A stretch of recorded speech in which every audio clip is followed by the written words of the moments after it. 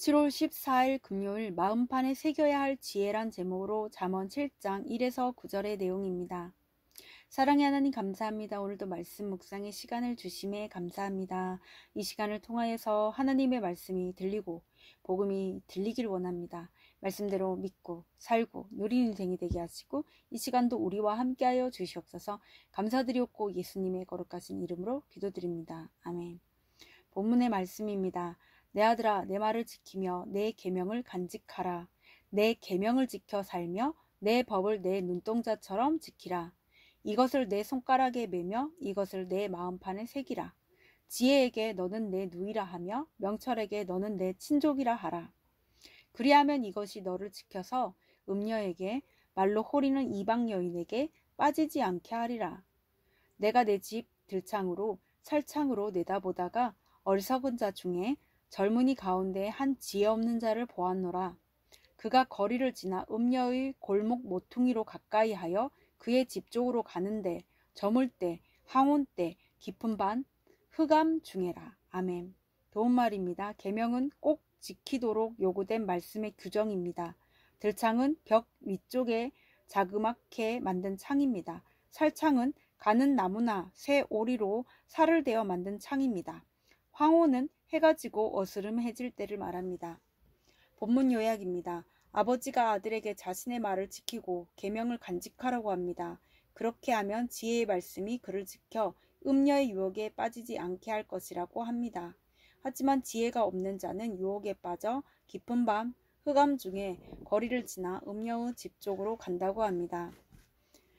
오늘의 중보기도입니다. 어린이와 청소년들이 악하고 음란한 유혹에 빠지지 않도록 주의 말씀으로 지켜 보호해 주시옵소서. 아멘.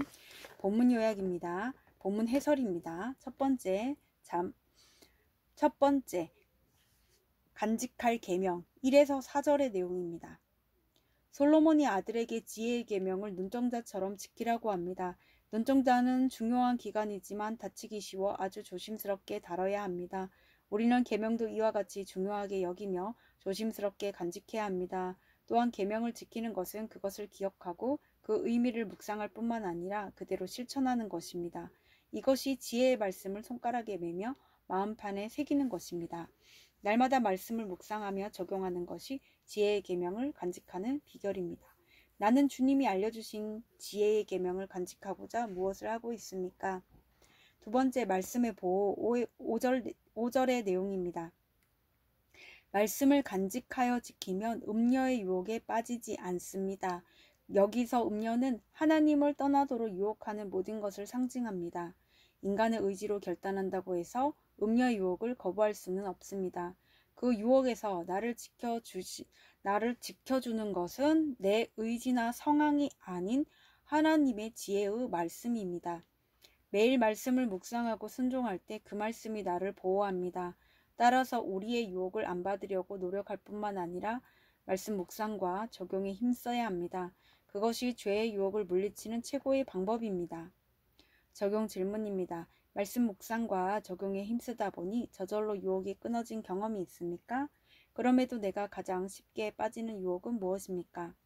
세 번째, 지혜 없는 자의 방황 6에서 9절의 내용입니다. 하나님의 계명을 간직하지 않으면 인간은 어리석을 수밖에 없습니다. 지혜 없는 자는 악하고 음란한 세상 유혹에 늘 이끌려 방황합니다. 더 큰 쾌락을 얻을까 하여 음녀의 집 쪽을 향해 거리를 헤매며 골목 모퉁이를 기웃거립니다. 그의 방황은 날이 저물 때에 시작되어 항온 때를 지나 깊은 밤 흑암 중에까지 이어집니다. 이것은 지혜 없는 자가 어두움 중에 방황할 뿐이라는 뜻입니다. 전에는 어둠이다가 이제 주 안에서 빛이 나는 말씀의 빛을 따라야 합니다. 적용 질문입니다. 어리석게도 지금 내가 가려고 하는 유혹받기 쉬운 장소는 어디입니까? 혼자 판단하지 않고 말씀으로 물으며 믿음의 지체들의 권면을 듣고 결정합니까? 오늘 기도하기는 오늘도 제 마음판에 새길 지혜의 말씀을 주시니 감사합니다. 연약한 저를 내버려 두지 마시고 죄의 유혹에 빠지지 않도록 지켜주옵소서. 어둠에서 건져 빛의 자녀가 되게 하신 주님의 은혜를 기억하며 죄를 쫓아 방황하지 말고 빛 가운데로 행하는 하루를 살게 하옵소서. 아멘.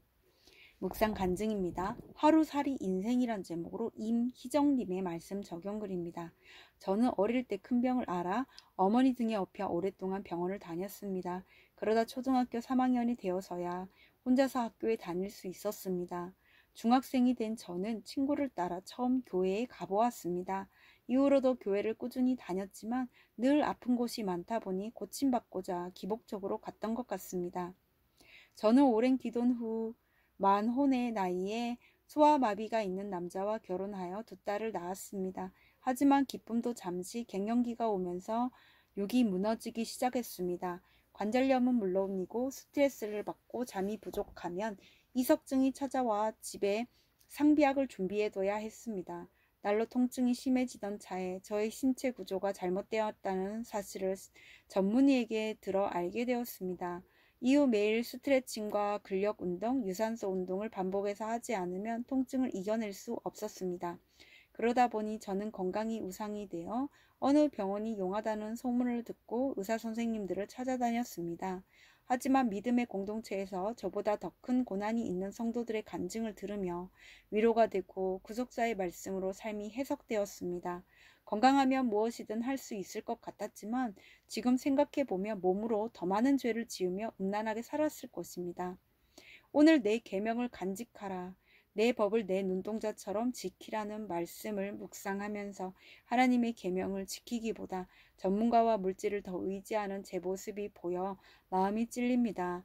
말씀을 오래 들었음에도 여전히 언약의 하나님보다 전능의 하나님을 좋아하는 것을 회개합니다. 건강한 몸을 주셨다면 저는 주님을 믿지도 않고 제 열심으로 주님이 일하시는 것을 방해하며 살았을 죄인입니다. 딱 오늘 하루 살 만큼만 건강을 주시는 것이 주님의 후대하심이라는 것을 깨달아져 감사합니다. 끝까지 공동체를 떠나지 않고 말씀을 눈동자같이 지키며 살기를 기도합니다. 이분에 적용하기는 매일 아침 말씀 묵상을 먼저 한 뒤에 운동을 시작하겠습니다. 건강 전문가들의 말보다 공동체의 권면에 귀를 기울이겠습니다. 입니다.